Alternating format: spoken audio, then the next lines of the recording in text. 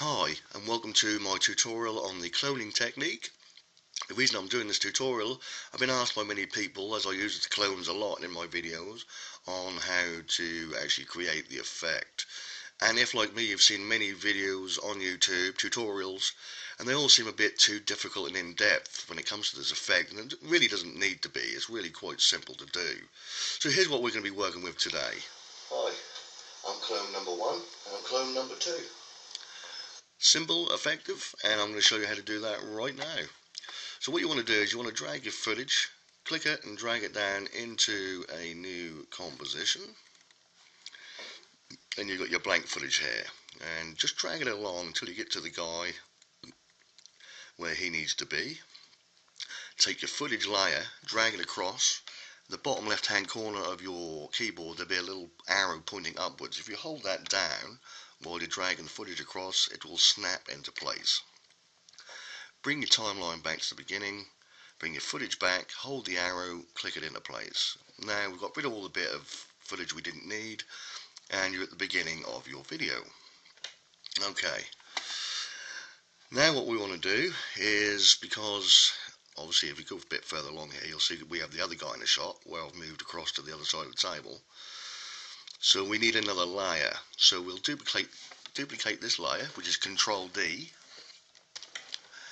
And to make it simple, we'll rename these layers. So we'll have this one. Press Enter, so you can change the name. And we'll call him Leffy. No, we'll call him Left.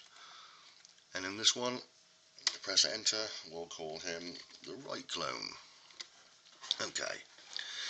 Now that we have our second layer, let's shut off the eye, which means we'll shut off the footage from the top one, so we're working with the bottom layer.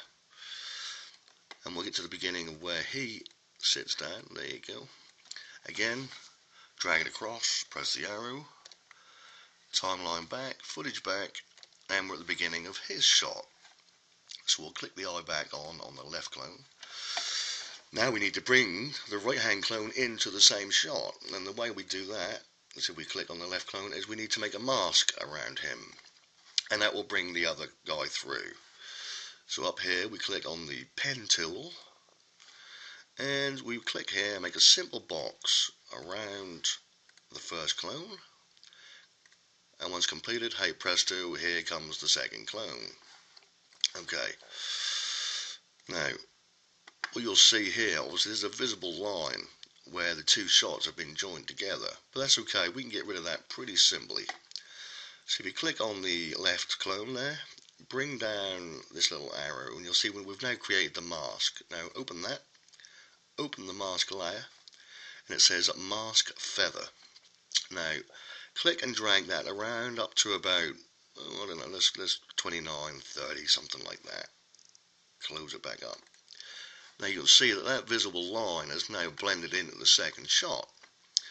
Now if, like here, you'll see this guy here is a little bit lighter.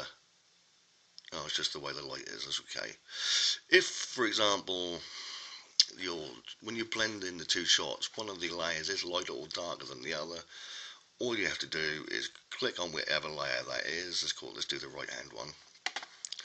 Go up to Effect, go to Color Correction, Curves, and you can drag that up and make him lighter or darker, whatever.